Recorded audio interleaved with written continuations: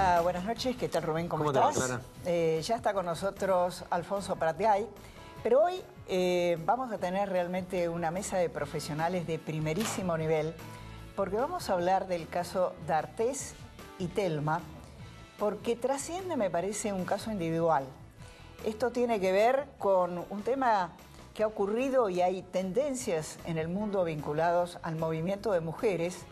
De hecho, toda situación de violencia o de acoso, en el fondo es una situación de abuso de un poder dominante.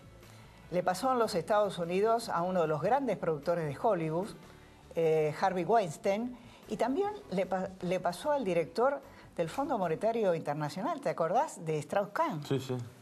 Así que este es un tema terminó muy complicado. Muy complicado. Él aspiraba a ser presidente de Francia. Sí. Se le terminó la carrera. Y por eso les pido que nos sigan, porque vamos a tener, insisto, una mesa de profesionales de primerísima calidad. Alfonso, ¿cómo estás? ¿Qué tal, Clara, Rubén? Bueno, gracias por estar con nosotros. Te hemos gusto. seguido un poco. Costó, ¿no? costó, pero aquí te Acá tenemos. estamos, sí. Sé que no te gusta hablar demasiado, pero, no, sí, pero sos bueno, un referente importante. Primera pregunta. ¿El riesgo país por qué está tan alto? ¿Es un factor técnico de la economía, de cómo está hoy la economía en la Argentina? ¿Tiene condimentos políticos? Y las dos cosas, Clara. El riesgo país lo conocimos durante tiempos infames, donde aparecía en la tapa de los diarios, ¿se acuerdan? Durante los 90. Y después desapareció durante la época del kirchnerismo porque, bueno, Argentina estaba fuera del mercado. Pero esencialmente el riesgo país es uno de los termómetros de la confianza que tiene el mundo, los inversores, en las promesas de pago de Argentina, que son los títulos públicos, ¿no? Hoy es difícil medir el riesgo país porque si uno mira los rendimientos de los bonos de Argentina, es muy distinto un bono que vence el año que viene o a principios del 2020 que un bono que vence más adelante de eso, ¿no? Entonces, esa curva de rendimiento está influenciada por el gran paquete del Fondo Monetario que esencialmente lo que buscó fue eliminar cualquier riesgo de no pago durante el año que viene y eso está bastante atendido, ¿no? La duda que surge es qué pasa después del 2019 y ahí es donde se mezcla la política con la economía porque, a ver, la visión...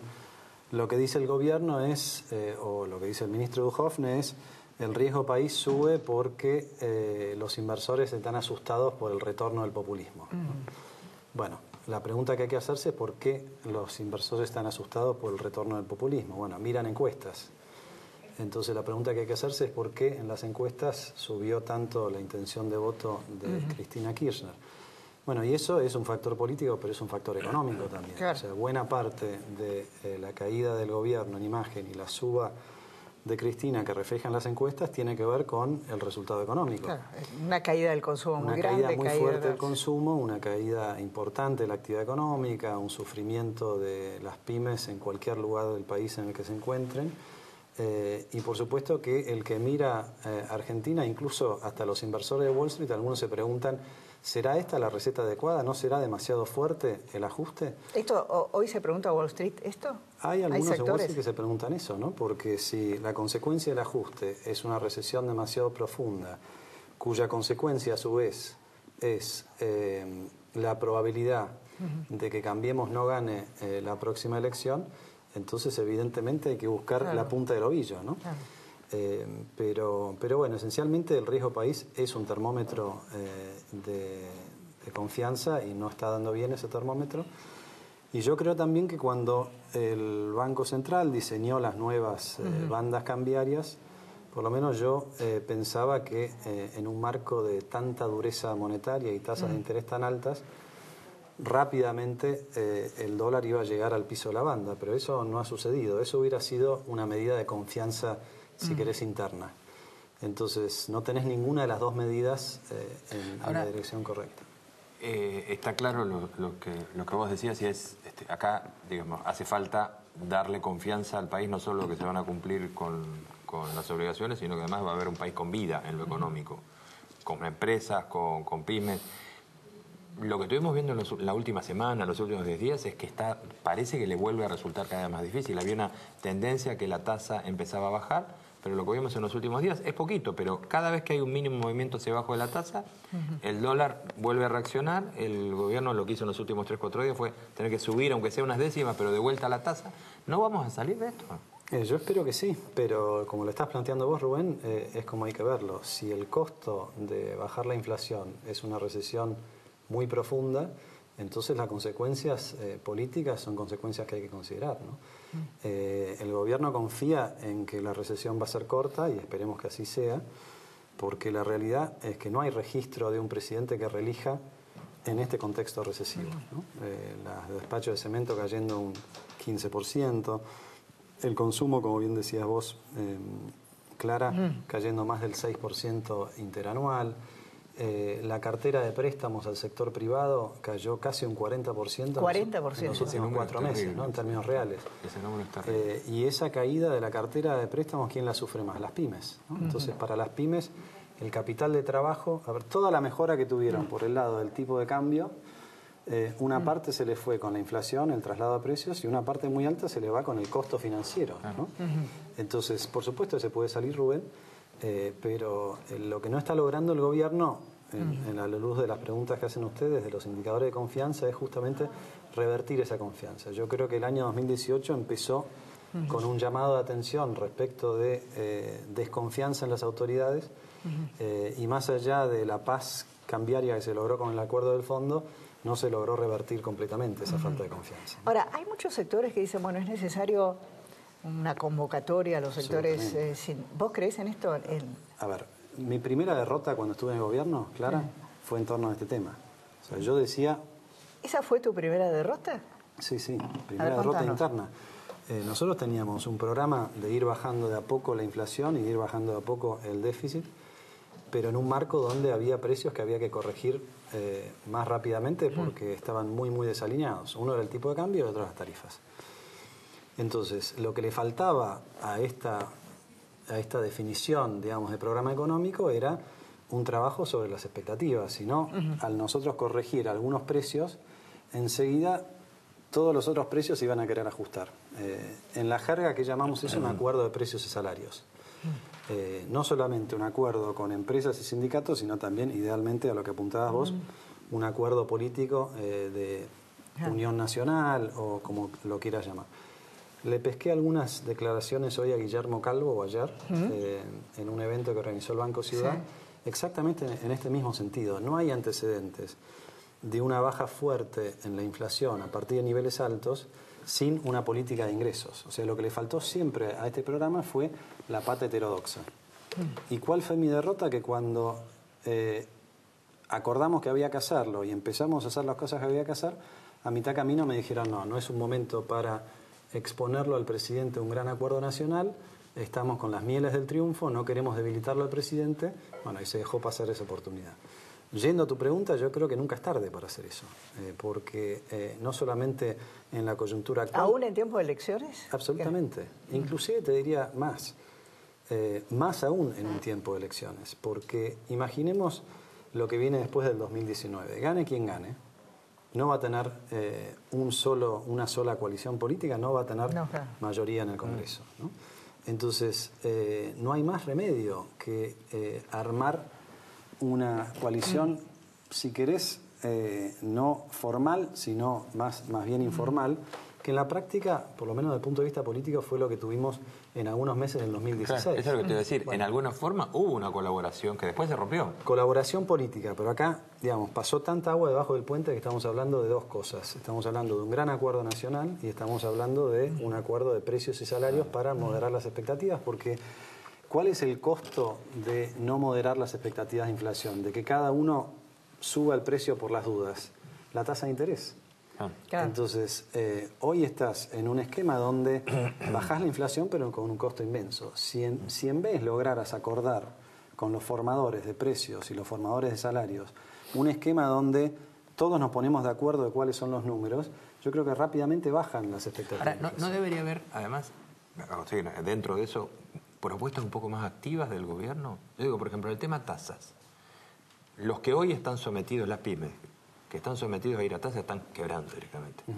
Es decir, el que le pide al banco sabe que quizás no le pueda devolver. Estamos hablando de 120% anual. Ahora, ¿no se puede ser un poco más activo en trabajar en ese tema? Sí, por supuesto. Lo que pasa es que en este esquema hay que pedirle permiso al Fondo Monetario Internacional. Todos lo sabemos eso. Algunos no lo quieren reconocer, pero... ¿Fue buena la negociación? Es decir, a ver, no te digo haber ido, pero fue. O sea, es un dato. No lo podemos cambiar. Es una respuesta tuya también. Sí, ¿qué vamos a hacer? Sí, hablar sobre la leche derramada. Lo que sí creo es que en algún momento, y si Dios quiere, cuanto antes mejor, hay que redefinir las metas con el fondo. Me parece que las metas son demasiado duras para los objetivos múltiples que tiene el gobierno el año que viene, entre ellos quizás el más importante, la reelección, ¿no? El fondo también, igual que, como decían antes los inversores, está desesperado pensando que vuelve Cristina. Bueno, pero el fondo también tiene que revisar si este programa es el causante de que haya un riesgo que vuelva Cristina. Entonces ahí yo creo que, a ver, a mí no me gusta mucho recordar esto, pero en su momento el programa inmediatamente anterior que tuvo Argentina con el fondo fue el que heredamos nosotros con Roberto Lavagna en el año 2003. Nosotros nos sentábamos con el fondo y discutíamos y ganábamos las discusiones, ¿no? Era un ida y vuelta donde realmente modificábamos los parámetros en función de lo que nosotros creíamos que había que hacer. Yo a las autoridades económicas actuales las veo más en una postura de que nos rescate el fondo y bueno, aceptemos las condiciones que nos impongan, ¿no? Me parece que eso es lo que hay que revisar si queremos que el año que viene sea un año donde efectivamente se recupere la actividad económica, porque si no, como bien decís vos, sos una pyme con esta estructura de costo financiero. A ver, hoy lo que estamos viendo son pymes que ante la dificultad financiera liquidan stocks, ¿no? Venden lo que tienen y eso genera una baja transitoria en el ritmo de crecimiento de los precios. Ahora, si esas pymes sobreviven, en algún momento van a tener que volver a producir para recomponer el stock. Y cuando vuelvan a producir, lo van a hacer a costos, una estructura de costo más alta. Y ahí va a haber de vuelta un desafío con la inflación. Quiero decir que no hay virtud alguna en esta baja digamos, está bien que baje la inflación. Noviembre que bajó y diciembre, pero no hay virtud. Pero Rubén, a ver, bajó la inflación. 3,2% mensual. Sí, es un desastre igual. Entonces, lo que otros países tienen en un año. Entonces, me parece bien que el Banco Central haya frenado la corrida cambiaria, que se haya estabilizado. Y que, lo que me gustaría ver es la próxima etapa, porque si no, este plan queda solamente como un plan de ajuste y de estabilización.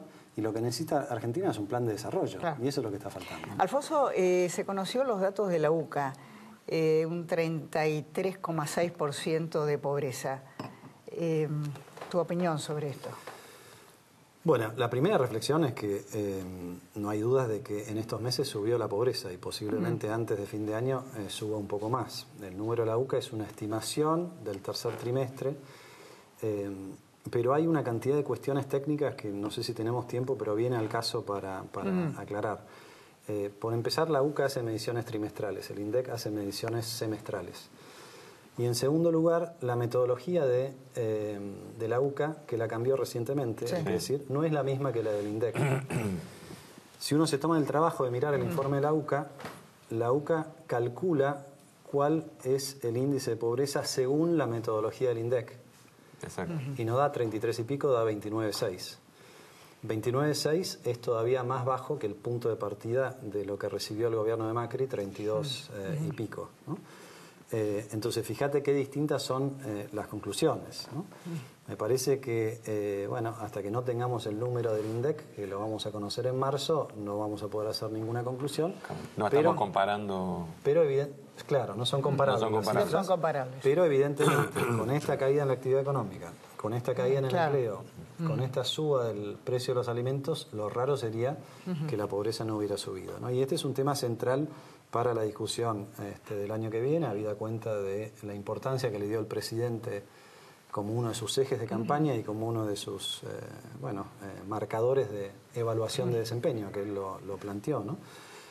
Y por supuesto que de cara a la campaña electoral, la mayor preocupación que tenemos una vez que se aquieten las aguas es el mercado laboral, ¿no? Que hasta ahora nadie lo está mirando, pero no nos olvidemos que el mercado laboral reacciona con una demora respecto, 5 o 6 meses. Entonces, aún en el caso de que el gobierno dice, bueno, esto va a rebotar como una B, no nos explica demasiado cómo va a ser, supongamos que sea así. Aún en el caso de que rebote como una B, claro, todavía va a estar el mercado de trabajo en otra letra, ¿no? Y ahí es donde tomo lo que vos decís, Rubén, y no lo veo al gobierno suficientemente enfocado en tratar de revertir esta situación. Con algunas excepciones. Por ejemplo, en el último mes y medio, María Eugenia Vidal, cada vez que tiene la oportunidad, elige un camino diferente. Y entonces ofrece un aumento en los planes sociales, adelante el aguinaldo. Yo creo que María Eugenia está muy metida en la situación del conurbano y en la medida que le da su presupuesto muy acotado, está tratando de contener las consecuencias de la recesión. Horacio Rodríguez Larreta también lo ha hecho en la ciudad, ¿no? Me parece que, como dije antes, el gobierno nacional está muy enfocado en quedar bien con el Fondo Monetario y el riesgo es que eso tenga su costo en la elección del año que viene. Alfonso, ¿vas a ser candidato a gobernador en Tucumán? Me encantaría hacerlo, pero es muy temprano para definirlo. Por Cambiemos. Por Cambiemos, sí, por Cambiemos. A ver, lo más importante no es el candidato, sino que tengamos una plataforma y una propuesta contundente y la vocación, sobre todo la vocación de ganarle al PJ en Tucumán. Yo creo que... ¿Vas a tener apoyo de Cambiemos? ¿Tenés el apoyo de Cambiemos? A ver, yo estoy apoyando a Cambiemos y yo estoy trabajando para que Cambiemos tenga una fórmula unificada, porque la verdad que si nos peleamos entre Cambiemos, le estamos haciendo... Claro. Entonces, yo creo que hace falta eso que te dije antes, vocación de poder.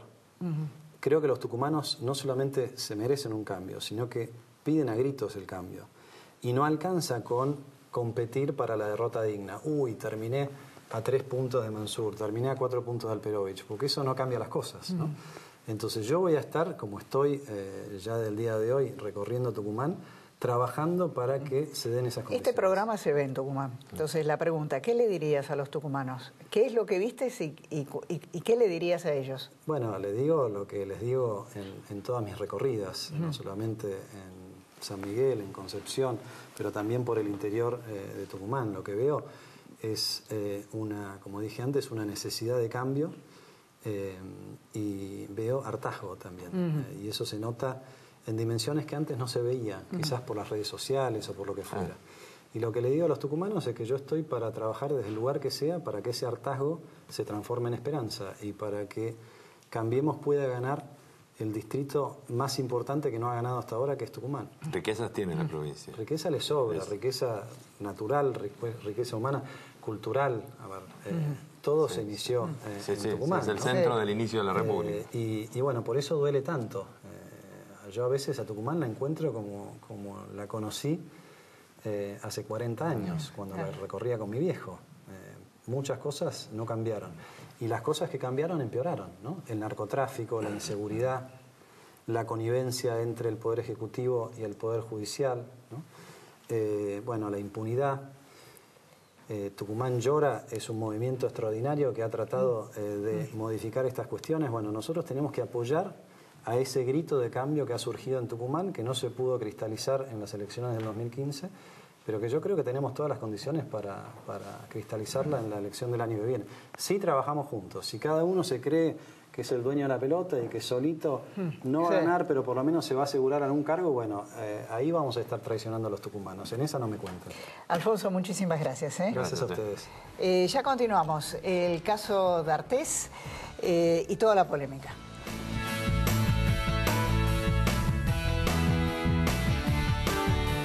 A veces para ganar, más vale jugarla de callado. Bueno, estamos transmitiendo en vivo en el Caballo de Madera por entrada a Troya. Mala mía.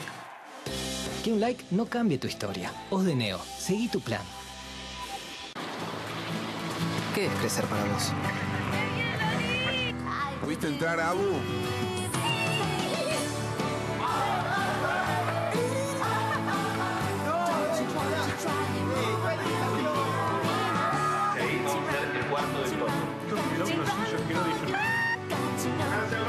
Para cada uno, crecer es algo distinto. Lo importante es tener quien te acompañe. Me parece que hice un video. Banco Ciudad, te quiere ver crecer. Innovación permanente, vocación por la vida, calidad sin fronteras. Bagó, Ética al servicio de la salud. Un sindicato como la UTGRA tiene miles de trabajadores, pero cuando se trata de tu formación y tu educación, para nosotros sos el único. Tu trabajo es atender a la gente. El nuestro es servirte a vos.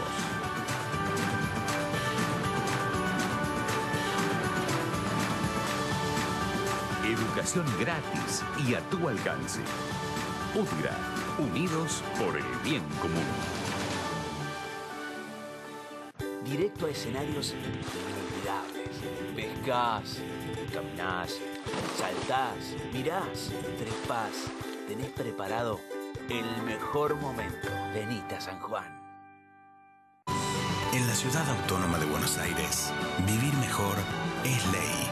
Legislatura de la Ciudad Autónoma de Buenos Aires. Cámara Argentina de Empresarios Mineros.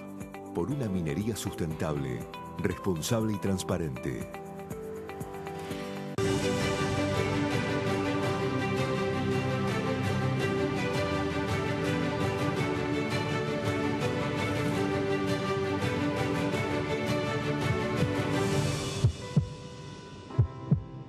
Este año nuestras playas nos esperan para que podamos compartir entre todos el verano en la provincia, para pasarla bien estando cerca y tener unas vacaciones donde podamos aprovechar un montón de descuentos y servicios y actividades gratuitas. Verano en la provincia, para compartirlo entre todos.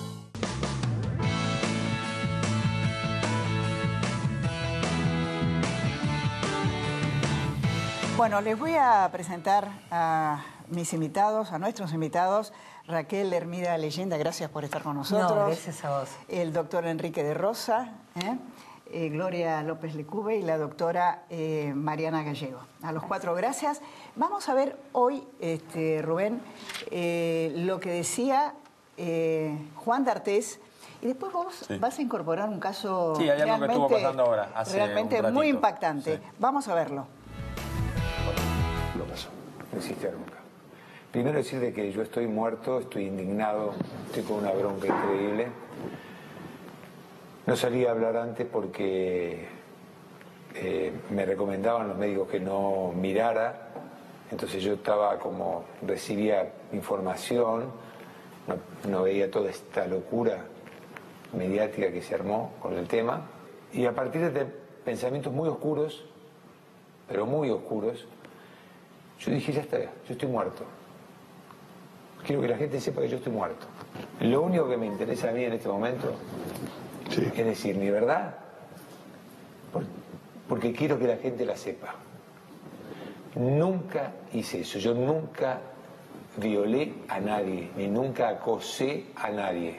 Yo nunca violé ni acosé a nadie. Yo te puedo asegurar que ella golpeó la puerta de mi habitación para entrarme porque quería cambiar la tarjeta, porque no sé qué no le funcionaba. Yo la saqué de la habitación. Yo le dije, ¿estás loca? ¿Qué te pasa? ¿Tenés un novio? ¿Vos tenés novio? Digamos, yo soy un tipo grande. Fui yo el que le dije que mis hijos tenían la misma edad que ella. Pero por Dios, ¿cómo puedo hacer una cosa así? ¿Por qué mentiría? Bueno, vamos a charlar de este tema y las repercusiones, que creo que son muy importantes, pero Rubén, ¿tenés otro?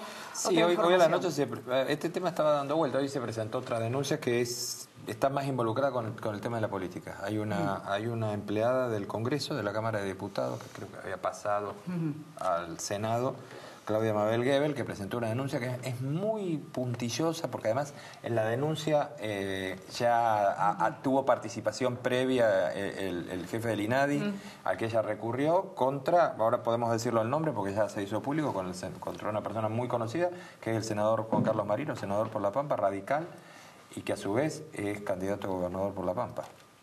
Y es una denuncia, te diría, no solo contra él y contra un empleado de él, y es una denuncia por acoso, pero con un nivel de violencia sexual muy importante. Raquel, ¿qué sentís cuando lo ves a D'Artés ahí? Bueno, yo lo que advierto es una preparación por parte de un abogado que no sabe mucho de abuso pero que sí es una estrategia muy vieja que utilizan, que es desprestigiar a la víctima, siempre. Claro. Una estrategia tan vieja y perimida que evidencia la falta de la especialidad en abuso sexual. Conozco abogados brillantes en la materia que hacen otro tipo de defensas y que, con los cuales es interesante llegar a debate. Lamentablemente esto me evidencia una primariedad en la defensa muy grande. Y yo diría que desde el punto de vista criminológico, que es mi materia, es incriminatorio lo que dice. En principio porque, incriminatorio. Sí, totalmente. En principio porque reconoce haber estado en la habitación. En segundo término porque dice que estuvo con una menor en esa habitación. Y la verdad, ¿por qué ingresó esa chica a la habitación? Y eso de tratar de poner en la víctima toda la responsabilidad es parte del relato cuando tenía dicen, novio, dijo, o tiene novio, no sé. Lo que intenta incorporar es una situación sexual preexistente de ella, la cual lamentablemente las pericias lo contradicen, las pericias materiales que se llevaron a cabo en Nicaragua lo contradicen gravemente, y la verdad es terrible. Yo voy a hablar con la abogada de Telma para pedirle que por favor a este hombre le pongan una medida cautelar y no vuelva a dirigirse de esa manera a cualquier víctima o cualquier denunciante de violencia sexual, porque es gravemente ultrajante lo que él está haciendo. Mariana, yo decía al comienzo del programa que todos estos casos, que algunos son famosos en el mundo, estaba hablando del director del Fondo Monetario Internacional, Strauss-Kahn, Harvey Weinstein, que es uno de los grandes productores de Hollywood. En realidad siempre hay una situación de abuso, ¿no? Sí, de superioridad. De abuso de poder. Exactamente. De situación dominante. Sí, exacto. Bueno, justamente acá creo que lo importante en este caso es que todos decían que él era como el padre del grupo, pero él a su vez se reconocía como un igual, ¿no es cierto? Grandes contradicciones. Por ejemplo, él señala, por un lado, yo le dije, tenés la edad de mis hijos, pero si ella tenía la edad de sus hijos, ¿por qué cuando esto pasó no habló con los padres de esta chica? Para ver qué le estaba pasando en la cabeza a una nena de 16 años que, según él, iba a encararlo a un hombre de 45, ¿no? Gran contradicción, me parece. Doctor de Rosa, ¿cómo es la mente de un señor que está dispuesto a abusar, a violar? ¿Es una mente especial? Pero yo creo que ahí reside en gran parte el problema. Esperar que exista un perfil específico y demás aleja un poco la verdad. Porque en realidad uno espera recibir al monstruo, ¿no? Al fauna, y en realidad casi, si uno tuviese que entrar en perfiles, casi eventualmente, que yo no pienso de esa manera, pero casi iría al sentido opuesto. Es decir, ¿cuál es el sujeto? ¿Es el sujeto confiable? El sujeto que sí va a gozar, y eso sí es característico de un desbalance de poder de cualquier tipo. Es decir, por eso se da mucho el abuso sexual infantil, por eso se da mucho en situaciones al mismo día el cardenal Pell, el australiano, está siendo juzgado. Un escándalo en el Vaticano. Es decir, era un hombre importante dentro del Vaticano. Muy importante. Muy importante. Y las situaciones son no solamente esas, sino saben que van a confiar con un grado de poder que les da un grado de impunidad. Es decir, se manejan en una pecera conocida. Y eso es parte de la estructura porque en general cuando uno sí los ve son sujetos con una inmadurez. Nosotros hablamos de aspectos psicoevolutivos y en general son individuos con una inmadurez que la trasladan a esto que vos decías, Mariana, interesante. Usan esa superioridad, pero en realidad estableciéndose en muchos casos como pares, ¿no? Por eso se da en educadores, en el amigo. Yo recuerdo un portero de un colegio en San Isidro que me decía, no, pero yo soy el amigo de ellos. Le digo, no, sos un adulto. Y sos el adulto que está destinado a cuidarlos. Entonces, esta dilución de ellos mismos, de límites, es peligrosa, y la ausencia de castigo, de límite, hace que se olvide algo elemental, que independientemente si la chica tenía novio, tenía actividad sexual, estaba esto y lo otro, era una menor y él era un señor mayor. Entonces, yo creo que si nosotros partimos de la base de que los menores son eso y no pueden ser víctimas propiciatorias, que no pueden ser provocadores de nada, no importa si haya 1, 2, 3 o 15 novios. Ahora, ¿nos faltan reglas también? Digo, porque en el caso de esta producción daba la sensación esta noche que esto no termina acá, que podía haber alguna otra persona. Otro caso. No, en el mismo tema, alguna otra persona involucrada. En el Patito Feo Producciones. Creo que no conviene nombrarlo por ahora, pero gente muy conocida. Sí. Digo, para manejar estos grupos, para manejar grupos de chicos, para manejar... No faltan reglas, digamos, reglas de convivencia. Yo entre los casos que tengo, como de Mariana y demás, en una filmina vieja que tengo, uno de mis personajes, uno es el portero, el otro es el sacerdote, el otro es el músico, el otro es el maestro de escuela, uno es el productor de televisión. Por un caso muy conocido. Sí. ¿Por qué? Porque también es un coto de casa. Es decir, y acá es donde sí viene el viejo tema del violador que salía a buscar a su presa. El poder es gigantesco. Sí, y el depredador. Ella dice, me dijo, ahora nunca te va a faltar trabajo, una cosa así, dijo. Claro, porque establezco seguridad. Yo, en un caso que tuvimos con un clérigo, él les aseguraba una salida económica. Es decir, busca la debilidad de la víctima en algún punto, o la que imagina como debilidad, y le ofrece eso. Y eso garantiza el silencio. Por eso estas víctimas, afortunadamente, hoy están suspendidos los plazos por ese tema de los abogados, les han suspendido los plazos, porque en realidad pueden hacer la denuncia cuando pueden, ¿no? No cuando quieren o están en condiciones. Esto es fundamental. Yo, Raquel, sé que tenés otro caso vinculado a D'Artés, ¿no? Sí, en realidad... Yo le voy a preguntar ahora la opinión a Gloria de cómo está viviendo esto y después me gustaría que lo dijeras. Gloria, ¿cómo ves esto? Porque esto involucra también a la industria del entretenimiento, de la cual todos formamos parte, ¿no? Claro. Que por hoy ahora se asombra. Yo creo que sí, que hay que sacarse la careta. Sí. Yo, como mujer, digo, ¿quién no fue abusada alguna vez? O sea, saquemos la careta nosotros, digamos, no hablemos del hombre ideal o de las reglas de convivencia de una productora de cine o de teatro, porque es imposible, digamos. Tu cuñado, un cuñado que te toca, te roza los pechos, tu primo que se acuesta a dormir la siesta y tiene una erección y vos no sabés qué hacer ni qué decir. Siempre un ejercicio del poder, o gente, primos familiares más grandes que vos admirás porque son más grandes que vos y vos sos una nenita. Un ministro que vas a ver y se sienta al lado tuyo, me ha pasado a mí y me ha tocado de la rodilla. ¿Qué voy a seguir saltando diciéndole, sos un degenerado, qué sé yo? No, yo me levantaba y me corría y me ponía enfrente.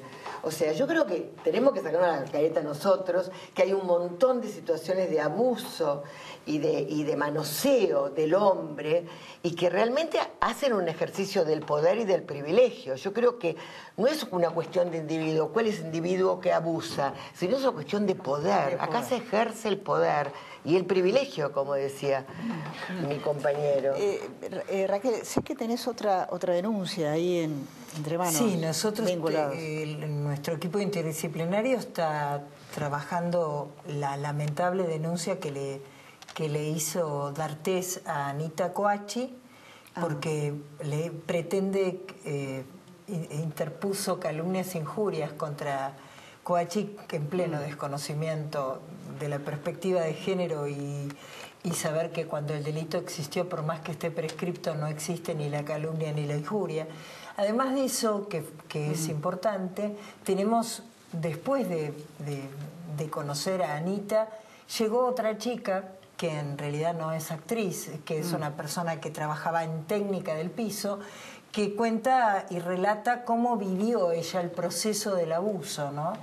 Y cuando llega, si bien ella viene con su mamá y viene a contar lo que pasó hace muchos años, se advierte que no está en condiciones de asumir un proceso tan revictimizante como es el abuso sexual en tribunales. Esto ocurrió en la capital federal y tiene un proceso que todos nosotros conocemos y lo conocemos como que primero tenés una pericia médica, después tenés una pericia psicológica, una psiquiátrica y todo ese tema de confrontación con testigos que es realmente difícil. Entonces esta chica está en terapia con nuestro equipo y está incluso medicada por un psiquiatra de nuestro equipo y preparándose, porque la querella ya, desde el punto de vista, nosotros la tenemos lista, el problema radica en estar preparada la víctima como para afrontarla. Entonces todo el mundo se preguntará, ¿pero por qué no hizo la denuncia ya? Porque yo creo que para hacer la denuncia hay que prepararse. Sí, claro. Física, psíquica y también jurídicamente.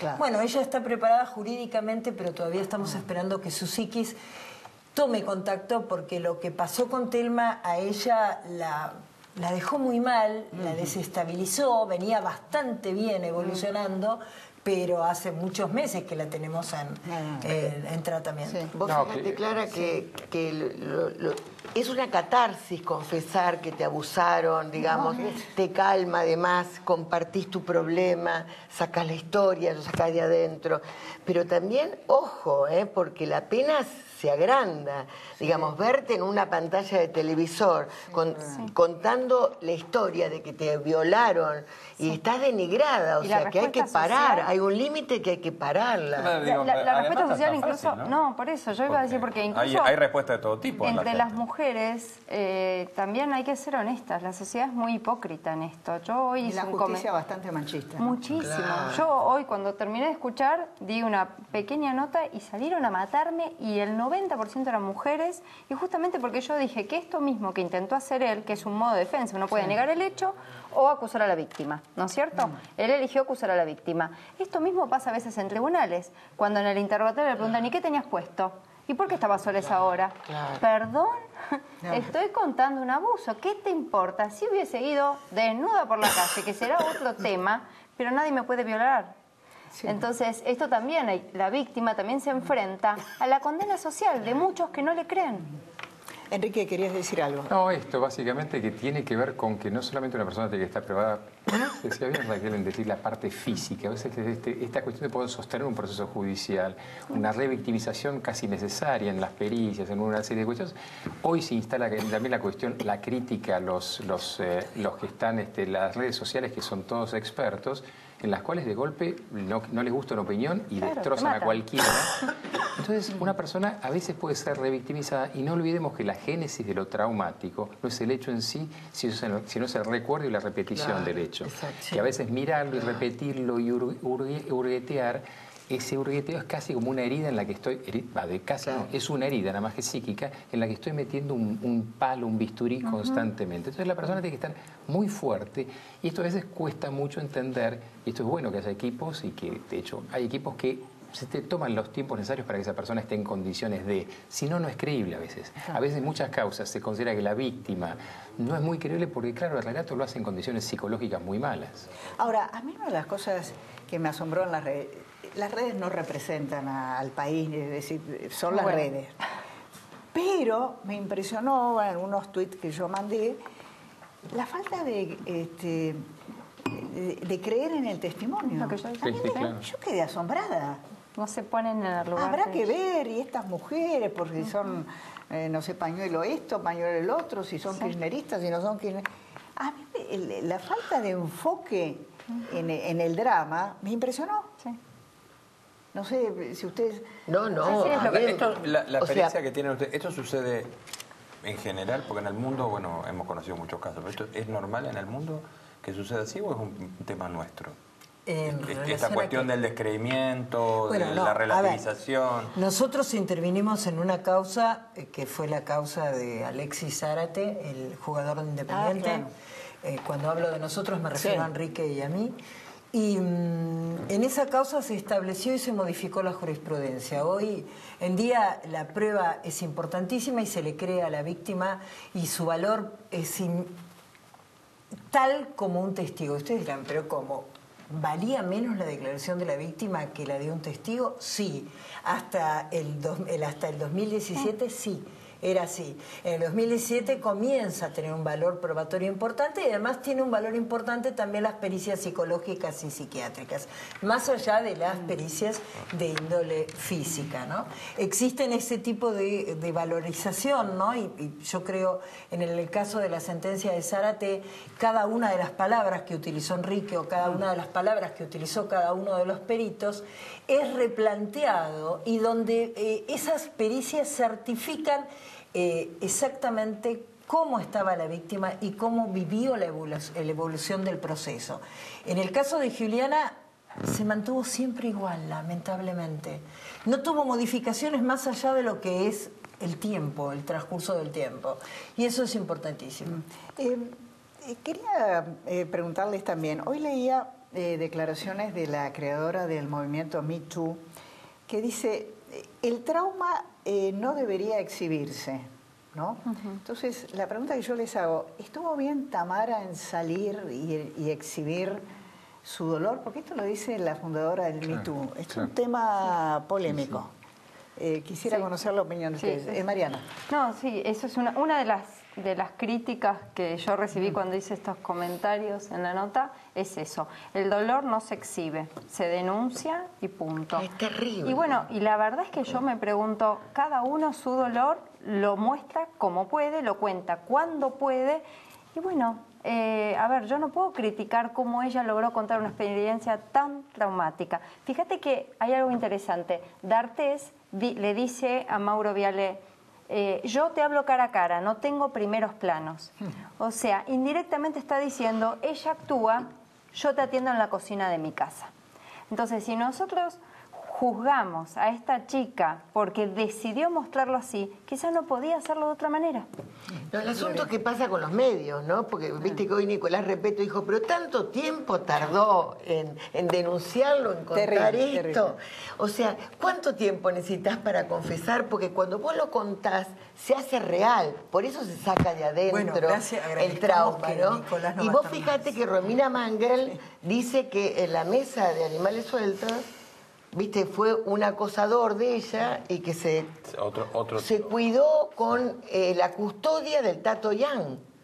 Entonces todavía Romina Mangel tiene que sacarse la venda. En el caso de Romina Mangel, no es una menor. Yo me imagino, porque puede ser una situación que te puede pasar a vos, me puede pasar a mí, a cualquiera de nosotros. Decir y no dar el nombre o no ir a la justicia también es un problema, porque sabés muy bien que hay un funcionario importantísimo del gobierno que hoy está escrachado en las redes. Exactamente. Si fue, se lo merece. Y yo, ¿y si no fue? Hay que ir a la justicia y denunciar. Claro, pues es muy riesgoso, ¿viste? Está ¿Qué te escrachado. parece? Claro. Yo no lo voy a Pero ahora nos porque preguntamos qué van a pasar con todas esas chicas que trabajan con Tinelli, que muestran la cola y que deben ser, perdón, pero deben ser reabusadas por asistentes técnicos y demás. Claro, pero tenés que ir a la esto justicia, no es exclusivo de Patito Feo. Sobre todo cuando sos una mujer grande. Y denunciar esto, ¿no? Bueno, yo creo que cada uno hace lo que puede. Yo era un asistente panelista en el programa de Mauro Viale durante mucho tiempo, diría años, y lamentablemente en el aire una vez sentí que una colega me tocaba la cola. Y no lo fui a denunciar al colega, y en ese momento incluso conociendo al colega, que estaba casado y que tenía un niño chico, yo por su esposa no lo dije al aire. Después se lo comenté a Mauro y Mauro me sacó corriendo como diciendo, pero ¿por qué no lo dijiste? Yo te hubiera defendido, te hubiera apoyado. Hay que decirlo, ahora hay un impulso. Claro, pero esto hace pocos años y bueno, yo ahora, por ejemplo, voy a ciertos programas en los cuales me encuentro con esos colegas y elijo no sentarme en un panel, elijo no estar cerca de ellos, porque sé que disfrutan, no sé si disfrutan porque el abusador no disfruta, no tiene placer, lo que tiene, como bien dijo el doctor, es un goce perverso diferente, ¿no? Y de poder, ¿no? Que es distinto. Yo te diría, bueno, ya que cada uno dice, yo si me encuentro en un panel y me pasa una cosa así, le rompo... Yo también. Le rompo con la botella. Algo en la cabeza. Claro, el tema es cuando el no es no. No me quedo, yo no, claro. Sí, bueno, no se puede hacer siempre, ¿no? Cuando el no es categórico, depende cómo reaccionas en el momento. Sí, yo digo mi porque reacción, no se transforma en un sí en una relación sexual. Yo esto lo hablaba hoy con mi peluquera y le digo, mirá, siempre hemos dicho no, porque no es el recato decir no quiero hacer el amor, pero empezamos a besarnos y digo que sí. El no tiene que ser categórico, yo no quiero tener nada que ver con vos y chao. Porque el no se transforma en sí en las relaciones íntimas con un hombre, en un noviazgo, en una salida. Por eso me ocurre dos cosas. Una, creo que la positiva de esto es que estamos todos replanteando los paradigmas, modelos y demás. Yo hoy pensaba en un momento que un número cómico de Olmedo hace unos años era Tráeme a la nena, o Me trajiste a la nena. Hoy sería imposible. Hoy sería imposible. Gracias a Dios. Bueno, y eso... Y más cerca el de Franchella, ¿no? Bueno, que también. Y eso es fantástico. Y la otra es el tema del Me Too y demás. Sí, sin duda estoy totalmente de acuerdo que las víctimas denuncian cómo, cuándo y de la manera que pueden. Y ahí no se las puede jugar. Ahora, también hay algo cierto, y esto es lo que hay que replantearse desde la óptica de lo traumático, del psicotrauma, que realmente repetir y exhibir puede por momentos ser peligroso, por momentos no, por definición es peligroso. Y esto lo vemos, olvidemos esto, por ejemplo, estoy pensando en alguien con quien trabajé, la gente de 11 en algún momento se sobreexponía imaginando que la sobreexposición iba a aumentar su visibilidad jurídica. Y en realidad la idea es todo lo contrario, la gente que estaba generando un cuadro traumático mucho peor que el que tenía. Entonces en realidad es un área bastante nueva. Cuando nosotros empezamos en esto hace 20, 25 años, teníamos que hablar de Vietnam. Lamentablemente, o no sé por qué, hoy tenemos experiencia propia y en la Argentina tenemos mucha experiencia y no sabemos, por ejemplo, que la repetición es muy peligrosa. A los cuatro, muchísimas gracias. Gracias a vos. Alejandro Fargosi nos va a intentar explicar, porque está libre, el ex vicepresidente de Vudú.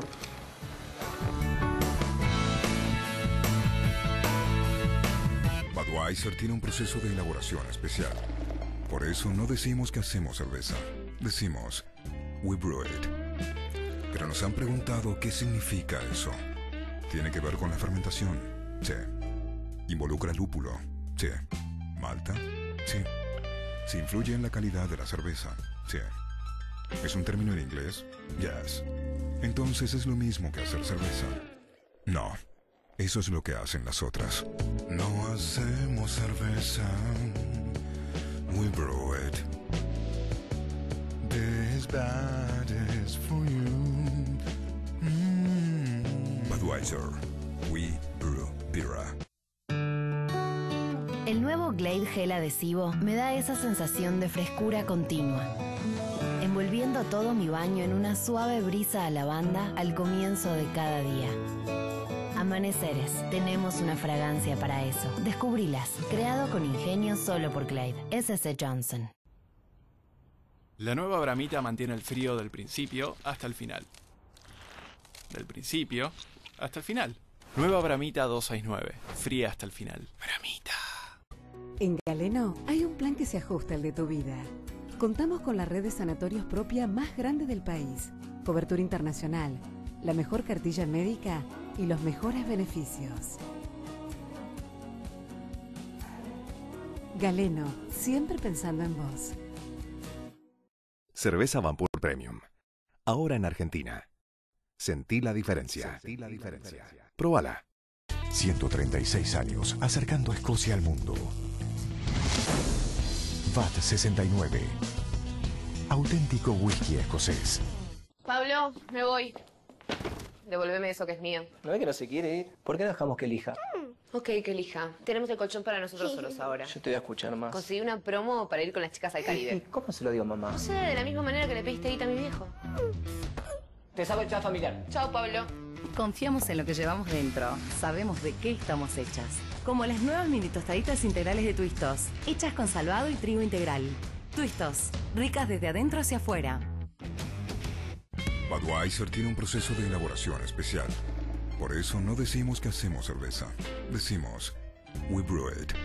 Porque brewing es saber esperar el momento exacto para explotar algo al máximo y disfrutar de esa espera.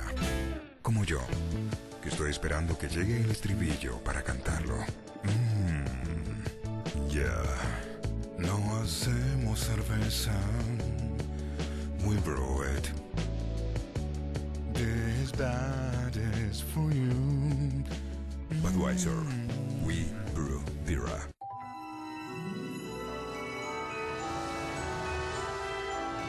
Magia. Tenemos una fragancia para eso. Nueva edición limitada Glade. S.C. Johnson. El cascanueces y los 4 reinos de Disney. Noviembre. Solo en cines.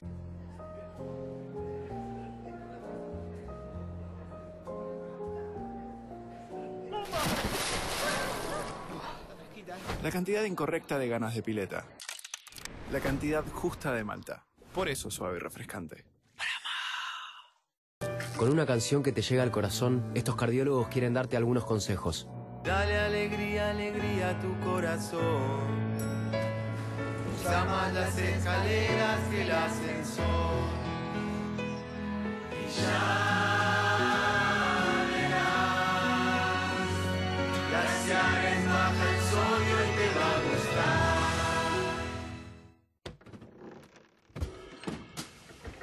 Haciendo alarde alarde de su destreza, el joven jinete pide aumentar la marcha del carrusel. Va en busca de sus propios límites y los encuentra 2 metros después. Venía a pasarla bien al carrusel de polo Navarro Correas. 10 de noviembre al 15 de diciembre, Campo Argentino de Polo. Con Naranja, aprovecha los martes hasta 30% de descuento y 3 cuotas 0 interés en las mejores marcas del país. Disfruta los martes, el día más inteligente para comprar. Pedí tu tarjeta en naranja.com. La nueva Bramita mantiene el frío del principio hasta el final. Del principio hasta el final. Nueva Bramita 269. Fría hasta el final. Bramita. Cerveza Vampur Premium. Ahora en Argentina. Sentí la diferencia. Próbala. En tus vacaciones, descansa tranquilo con Bridgestone. Vení a los centros de servicios y nuestros expertos realizarán un chequeo totalmente gratuito a tu vehículo. Además, llévate toda la tecnología y el desempeño de los neumáticos Bridgestone con un 15% de descuento y hasta en 12 cuotas. Ah, también te llevas sin cargo nuestra exclusiva protección por 1 año. Bridgestone, la compañía de neumáticos más grande del mundo. La nueva Bramita mantiene el frío del principio hasta el final.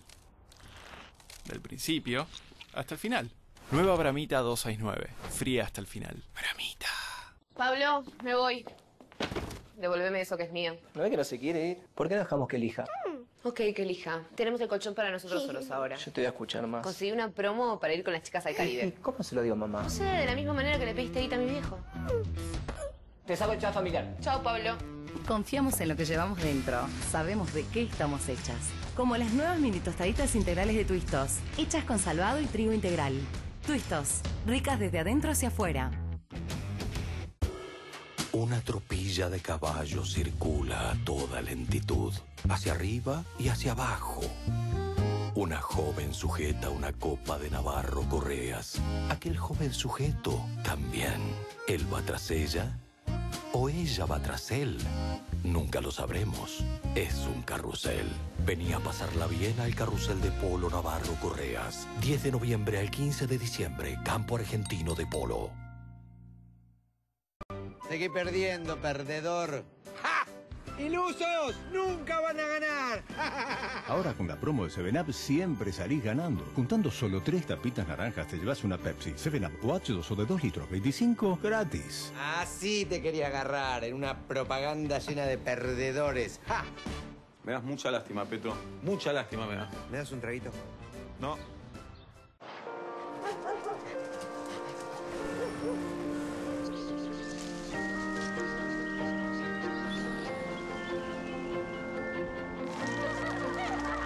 Que las experiencias del verano sean lo único que tu hijo traiga a casa. Elimina el 99,9% de virus y bacterias con Lisoform. El mundo está hecho para tocarlo. Lisoform, S.C. Johnson, una compañía familiar.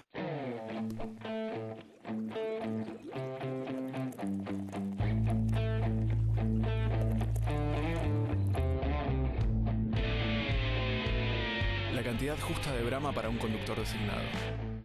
0. Si vas a tomar, no manejes.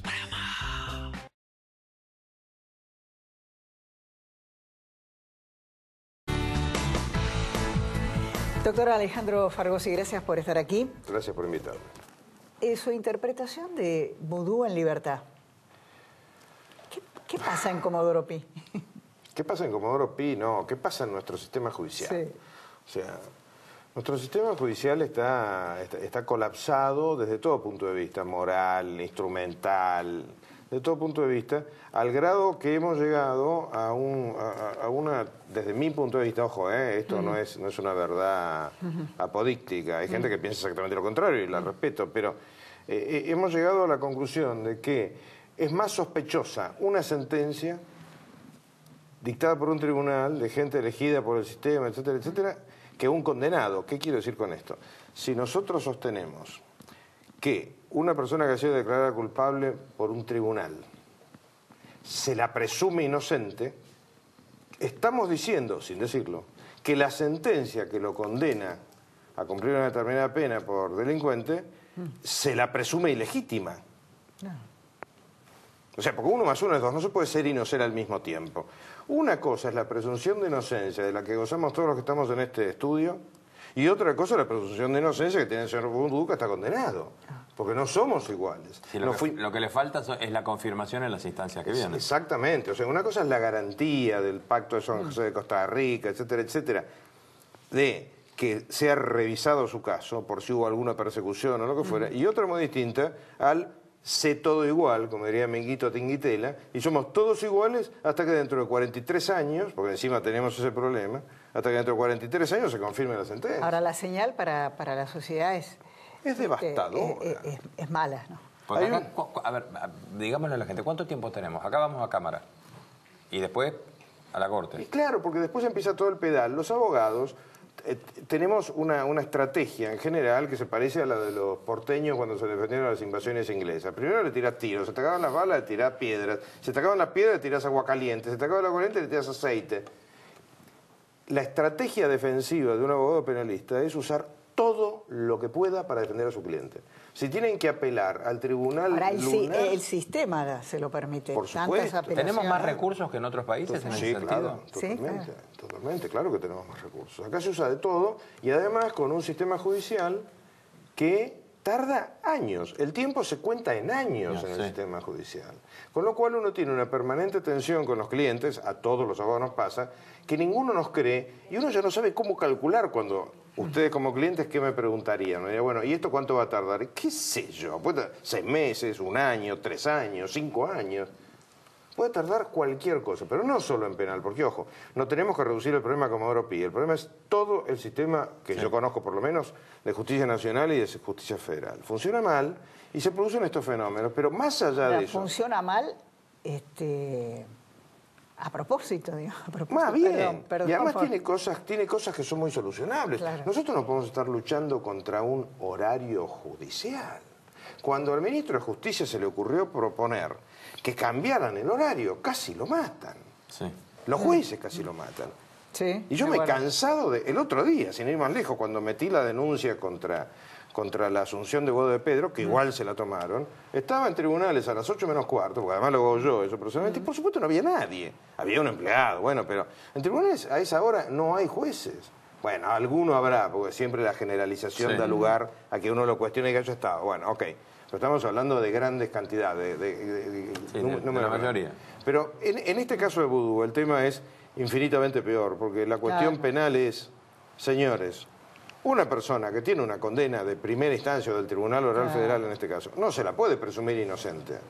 Y además, el señor Boudou, como bien decía Daniel Sapsay el otro día en un tuit, nos comunicamos por tuit muchos de los que estamos en esto, como bien decía Daniel, era ante la inexistencia de la ley de recuperación de activos, que está pisada en el Congreso, una de las cosas que puede hacer uno de estos personajes liberado es empezar a esconderlos más de lo que ya los había escondido antes. O sea, no es inocuo estar libre. Hay una percepción, miren, en la gente, le voy a decir con las palabras con las que uno normalmente lo escucha, en que tienen miedo de que todo esto termine en la nada. Y cuando digo todo esto, digo cuadernos, digo ruta del dinero, digo sauces, digo toda la historia que estuvimos escuchando. ¿Hay peligro que termine todo en la nada? Voy a ir un paso más allá. Ya hay muchas cosas que están terminando en la nada.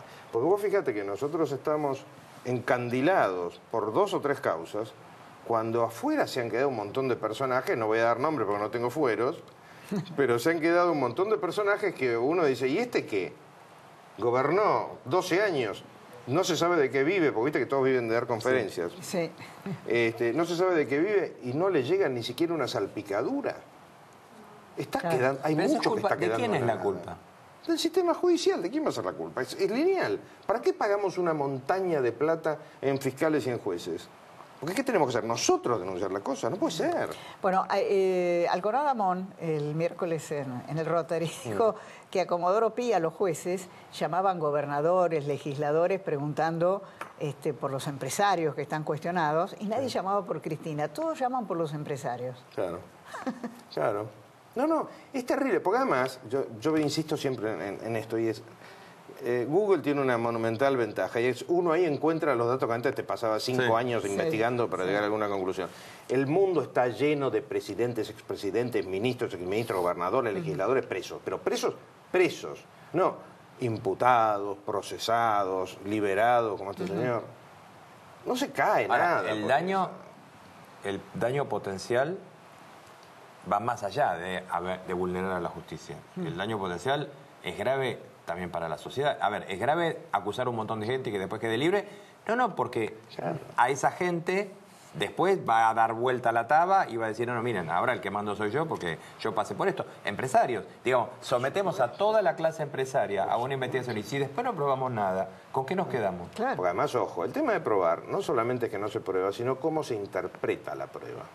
Cómo se interpreta la prueba.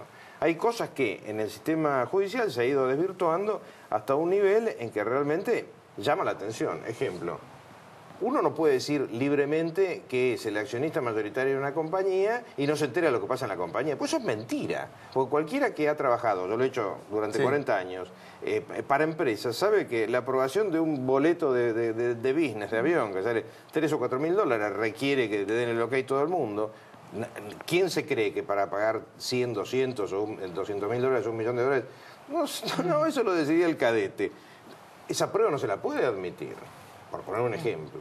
O sea, es mucho lo que no se está haciendo, se perjudica la credibilidad del sistema, porque entonces, ¿por qué yo voy a cumplir la ley? Te dice todo el mundo. Se perjudica la economía, porque ¿quién va a invertir en el único país del planeta en el que hay una impunidad absoluta?